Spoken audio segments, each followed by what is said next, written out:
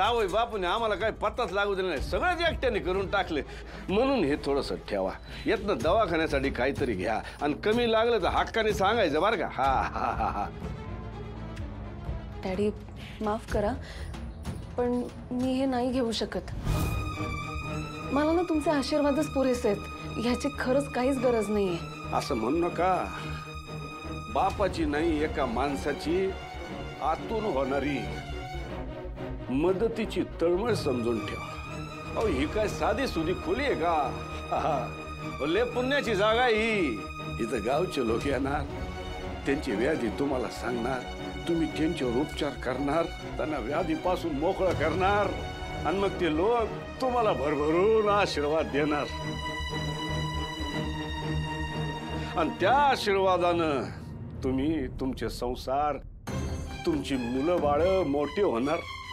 त्यात आमचा काहीतरी वाटा असू द्या. तुम्हाला याची काहीच गरज नाही, आम्हाला कळतंय, पण ह्यातून तुमच्या दवाखान्यासाठी काहीतरी घ्यावा.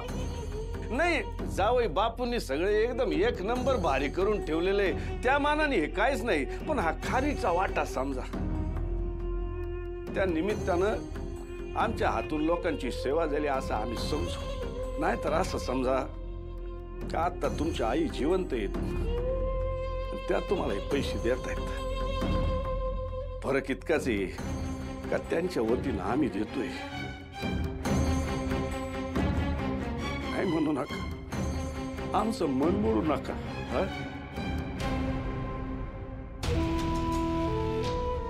हा हा वहिनी,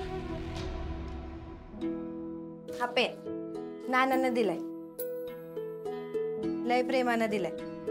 त्यांचं म्हणणे तू पेशंटसाठी औषधं लिहून देशील ना, तर ह्याच पेनानं लिहून दे. धनु थँक्यू ग. मी ना खरंच सांगते, आज तुम्ही सगळ्यांनी माझ्यासाठी जे केलं ना, ते मी या जन्मात तरी विसरू शकणार नाहीये. ह्या दिवसाची आठवण मी कायम माझ्या मनाच्या तळघरात जपून ठेवणार आहे.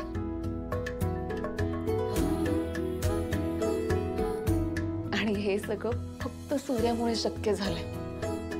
एकदम हुकमी बोललात. तुमच्या बापाच्या जे झालं नाही ते जावई बापूने आज करून दाखवलं. अहो डॅडी, माझं एकट्याचं श्रेय नाही याच्यामध्ये. या कामासाठी ना घरातल्या सगळ्यांनी हातभार लावलाय. तुझी मैत्रीण साक्षी मॅडम, त्यांनी पण दवाखान्यासाठी लागणारं साहित्य त्यांच्यासाठी आम्हाला लय मदत केली. आपल्यातलं प्रेम ना अशक्य गोष्ट सुद्धा शक्य करेल याची खात्री आहे मला.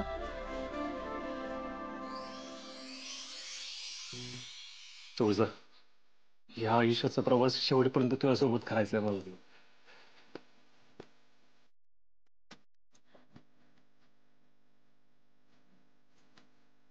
सूर्या तू पण ना. आई ग, काय झालं, काटा लागला का? काळजात घुसला, काळजात. आई ग, लय काळ मारले जोरात. डॉक्टर मॅडम काहीतरी उपचार करा. तू बस बस इथे, मी बघते काय झालं बघू. बघ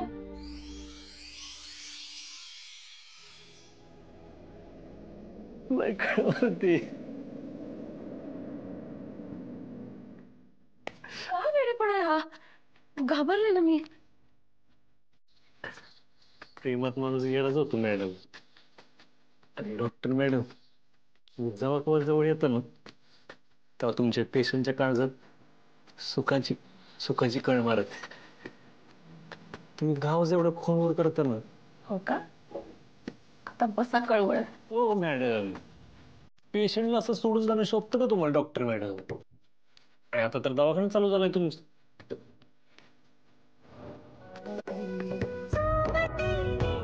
तरी काही नको, पूजा झाली की मग घेईन सगळं. उपाशीपोटी पूजा करायची असते ना. तुम्ही यजमानाला बोलवा, म्हणजे आपल्याला सुरुवात करता येईल. सुनबाई, चिरंजीवांना हाक मारा. लवकर या म्हणाव. हे काय चिरंजीव कुठे आहेत? डॅडी ते घरी नाही आहेत. घरी नाहीत म्हणजे? आम्ही त्यांना काल रात्रीच बजावलं होतं की सकाळी पूजेला हजर राहा म्हणून. कुठे गेले सकाळी सकाळी? सकाळी सकाळी नाही, ते रात्रीपासून घरीच आले नाहीत. काय रात्रीपासून चिरंजीव घरात नाहीत आणि तुम्ही आम्हाला हे आत्ता सांगताय? डॅडी मला वाटलं ते पूजेच्या वेळेपर्यंत येतील, पण ते आणि तुम्ही काय करता घरात? चिरंजीव कुठं जातात, काय करतात, तुम्हाला काय पत्ताच नाही? मालक आहो, तो काल रातच्यालाच बाहेर गेलाय, ते अजून आलेला नाही. ए छत्री, आम्हाला चिरंजीव आत्ताच्या आत्ता घरी पाहिजे. 4 माणसं लाव कामाला, तुम्ही स्वतः जा आणि ते जिथं कुठं असतील तिथून घेऊन ये घरी. आता जातो डॅडी. हा. अरे काय झालं, जा ना. डॅडी, शत्रू भैया तुम्ही? गुड मॉर्निंग छत्री. Good morning ready. Good Marathi. शुभ सकाळ डॅडी.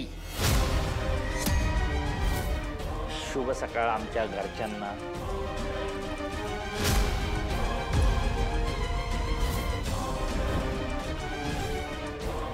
झालं तुमच्या मनासारखं? हा? का अजून बापाची आबरू घालवायची आहे तुम्हाला? हा?